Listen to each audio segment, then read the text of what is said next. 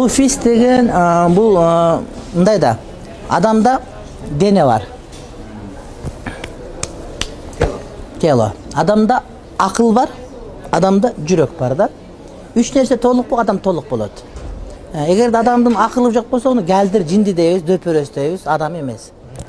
Адам руху жок болсо өлүк, аны маркум дейбиз. Жан чыгып келсе эле сразу маркум деп айтабыз да. Ошол сыяктуу адамдын мусулманчылыгы толук болуш үчүн үч нерсе толук болуш керек адамда. Адамда фикх болуш керек, шарият өкүмдөрү. Бул кантип турат, кантип отурат, кантип жыгылат, кантип намаз окуйт, кантип орозо кармайт. Айтор адамдын денесинин кыймыл аракетин түшүндүргөн жол жоболор, булар фикх аркылуу билинет, шарият. Биз ошол боюнча Абу Ханифа карманабыз. Экинчиси адамдын акыл эси. Адамдын акыл эси болуш, ошол сыяктуу акыйда деген түшүнүк бар. Бул кантип Кудайды тааныйбыз, кантип аалам тааныйбыз, бул дүйнөдө болуп аткан нерселер биздин көз караш кандай болуш керек, ыйман акыйда маселеси. Биз бул боюнча Ахли Сүннат вал Жамаат Матурид акыйданы карманабыз. Үчүнчүсү биздин эмебиз, адеп, ахлак, бул деген адамдын жүрөгү сыяктуу маселе. Бул биз мисалы үчүн кантип сабырдуу болобуз, кантип каниеттүү болобуз, кантип шүгүр келтиребиз. Айтор адамгерчилик сыпаттарды ала турган бул тасаввуф деген менен билинет да, бул жүрүш туруш эрежелери деген.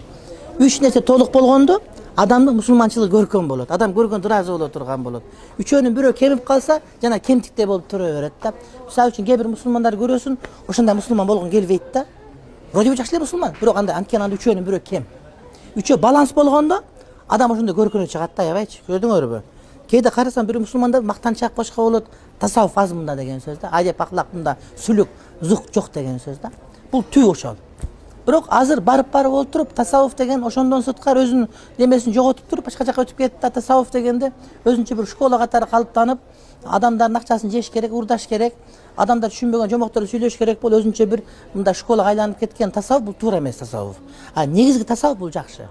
Салафи туугандар тасаввуфту жаман көргөнү ошол жана бузулуп кеткен жолдогун жаман көрөт да. Мисалы